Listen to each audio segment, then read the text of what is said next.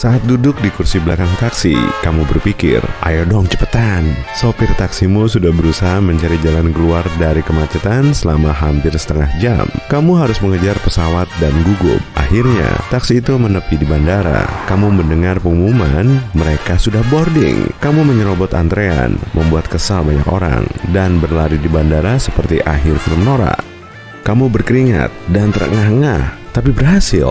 Kamu orang terakhir di pesawat dan itu aneh. Ada orang yang menempati kursimu. Hanya kesalahan. Kamu dengan sopan memberitahunya bahwa dia duduk di kursimu. Lalu dia menoleh dan menatapmu. Tunggu. Pria itu terlihat terkejut. Tapi kamu melihat wajahmu sendiri. Itu kembaranmu, doppelganger. Tapi kok bisa? Ini kisah nyata yang terjadi kepada dua orang di bandara Amerika. Dan ini terjadi bukan pada kisah ini saja. Semua orang di seluruh dunia bertemu doppelganger mereka.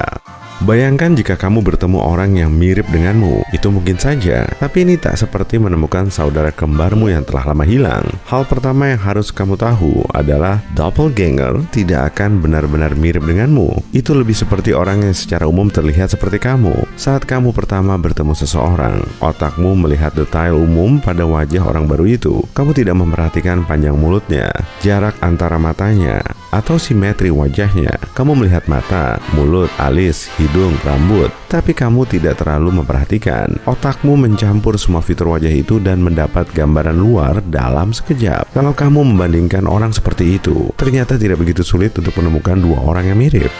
Bayangkan seorang pria bermata coklat dengan wajah bulat, rambut gelap, hidung oval, dan rambut pendek. Ada lebih dari 7 miliar manusia di dunia ini. Lebih dari setengahnya bermata coklat. Dari semua itu, banyak yang punya hidung oval. Selanjutnya, gaya rambut. Tidak ada banyak. Kebanyakan pria bermata coklat punya rambut pendek dan gelap. Sekarang, bagaimana dengan wajah bulat? Rupanya, bentuk wajah tidak begitu dipengaruhi gen. Jadi, hitunglah, akan ada banyak orang dengan ciri dasar ini. Oke, aku sudah menghitungnya dan bertemu orang yang mirip denganmu. Perbandingannya sekitar 1:100.000. Tapi artinya, kamu mungkin punya sekitar 70.000 doppelganger. Sepertinya banyak, tapi bukannya kamu selalu memberitahu teman-temanmu bahwa mereka mirip artis? Di seluruh dunia, ada ratusan ribu orang yang mirip bintang film atau musikus. Hitungannya benar.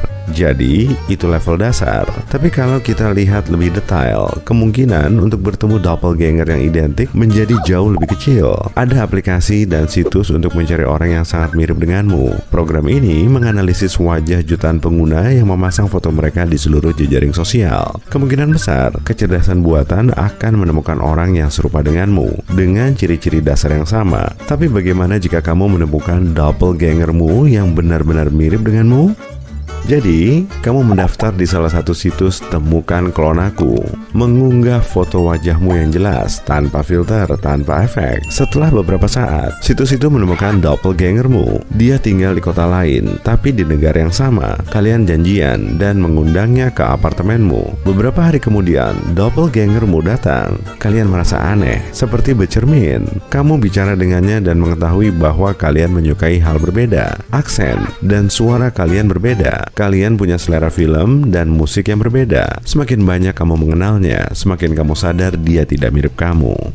Sekarang waktunya menjalani fantasi besar, bertukar tempat dengan doppelganger. Santai dan lihat apa yang terjadi berikutnya. Kamu ingin tahu berapa lama dia bisa pura-pura menjadi kamu sebelum orang lain sadar bahwa ada yang tidak beres. Untuk membuatnya terlihat nyata, doppelganger itu berlatih suara dan aksenmu. Lalu dia belajar berjalan dan bergerak seperti kamu. Kamu pergi ke toko dan membeli pakaian untuknya yang biasa kamu pakai. Di tempat cukur rambut, kalian minta potongan rambut yang sama. Tukang cukur itu tidak percaya saat kamu bilang kalian tidak bersaudara. Kalian benar-benar identik sekarang. Waktunya telah tiba. Kamu diam di rumah dan klonamu jalan-jalan di kota. Dia memasang kamera tersembunyi di badannya. Ini pasti seru. Doppelgangermu masuk kedai kopi favoritmu dan memesan cappuccino besar. Barista di sana sudah lama mengenalmu. Dia terlihat senang melihatmu. Dia apa sajalah. Dia tersenyum dan memberikan kopi kepada orang yang dikira kamu. Juga kembaliannya, dia bisa melihatmu berdiri di depannya. Tapi alam bawah sadarnya memberitahunya ada yang aneh. Dia tak tahu apa tepatnya, dan itu agak menyeramkan. Setelah kopi itu, doppelgangermu itu bertemu teman-temanmu. Kamu memberitahunya tentang lingkaran sosialmu. Jadi dia sudah siap. Di awal semuanya cukup normal, tapi setelah beberapa menit kembaranmu mulai rileks. Teman-temanmu santai dan dia bersenang-senang. Saat itulah teman-temanmu mulai mencurigai sesuatu. Tidak, mereka tidak curiga kamu bukan kamu. Mereka bilang kamu sudah berubah menjadi lebih baik. Itu canggung. Doppelgangermu seru, memiliki selera humor. Ini semakin aneh. Doppelgangermu pulang, maksudku ke rumahmu. Kamu dengan sopan menunjukkan bahwa mungkin itu waktunya dia pergi. Terima kasih, terima kasih, terima kasih. Sampai jumpa, sampai jumpa. Dan kamu memanggil taksi menuju bandara untuknya. Setelah itu, kamu makan burger di restoran cepat saji murah. Pada saat kamu pulang, kamu sadar burgernya aneh dan kamu menghabiskan sebagian besar malam di kamar mandi. Keesokan harinya, kamu bahkan tidak bisa keluar kamar. Kamu mendapat notifikasi. Seorang teman menandaimu dalam sebuah foto, tagar kopi pagi. Kamu mencoba masuk dan memberitahu temanmu dia membuat kesalahan. Kamu sakit di kasur, tidak keluar untuk minum kopi. Tapi kenapa kamu tidak bisa mengakses lamanmu? Pasti ada yang masuk memakai akunmu dan mengubah kata sandinya. Kamu menghubungi teman-temanmu untuk memperingatkan mereka agar tidak bicara denganmu. Bukan kamu, tapi doppelgangermu. Itu terdengar konyol dan teman-temanmu pikir kamu bercanda. Kamu keluar kamar dan menemui mereka. Saat itulah kamu memberitahu mereka tentang situs itu dan doppelgangermu. Dia seharusnya sudah meninggalkan kota, tapi entah kenapa dia tidak melakukannya. Dia mencoba mencuri hidupmu. Kamu memperingatkan teman-temanmu untuk menjauh darinya. Sahabatmu memberi tatapan aneh. Kamu udah ngasih tahu kami sejam lalu. Itu bukan aku, itu dia.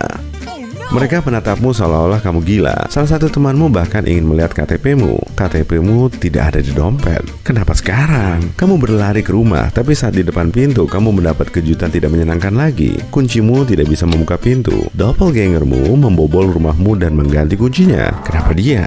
Kamu mengetuk, berteriak, menendang. Setelah beberapa saat, polisi datang. Kamu senang melihat mereka dan mengatakan semuanya. Pada saat itu, pintu dibuka dan doppelgangermu mulai berterima kasih kepada polisi karena datang dengan cepat. Dia melaporkanmu ke polisi. Melaporkan dia? Aku tak tahu lagi. Dia memintamu untuk tidak mengganggunya. Kamu bilang ini rumahmu. Dia menunjukkan KTP-mu dengan alamatmu kepada polisi. Kamu tidak punya harapan. Waktunya mengintai. Kamu mengambil ponselmu, membuka situs, temukan klonamu. Mungkin ada info tentang pria ini yang bisa kamu gunakan. Kamu menemukan profilnya, tapi itu hanya informasi tentang hidupmu, bukan hidupnya. Nomor ponsel, surel, bio, tanggal lahir, foto. Lalu kamu membuka profilmu dan tidak melihat apa-apa. Profilmu kosong. Pada titik ini, kamu pun tidak tahu siapa yang siapa. Bagaimana jika kamu yang asli, sedang duduk di apartemenmu sekarang? Mungkin aku yang doppelganger.